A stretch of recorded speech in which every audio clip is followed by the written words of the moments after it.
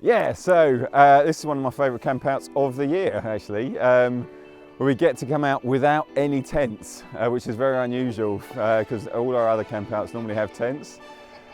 And so, but we make our own tents out of the twigs and the leaves and the trees. So yeah, it's great because you start from scratch, and then by the end of the day, we've got these dwellings, these debris huts that we get to sleep in and spend the night in and see how we fare. And then generally, this starts off not very great, but it's amazing. Over the years, you see the scouts, the debris huts, they evolve until they're like properly nice. You could stay there for a week.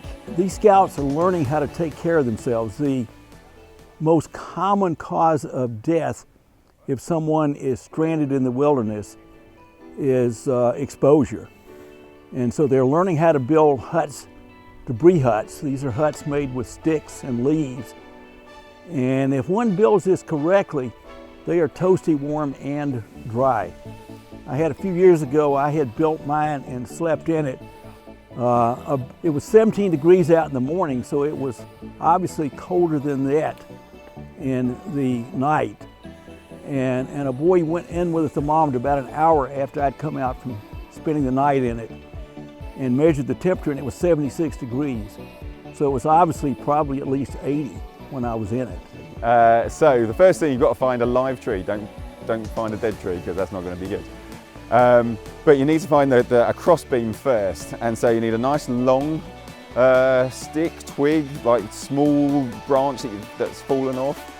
And then it's also really handy to have a stump, and then you lash that cross piece to a nice live tree, and then the other end of the stump, and that basically allows you to have your foot. The stump is to make sure that you have some room for your feet, and then where you've lashed a cross piece on is where like your opening is where you get into the debris huts. And it wants to be probably about waist high. You don't want it too big because then you have to warm up that whole area. So you want it kind of snug.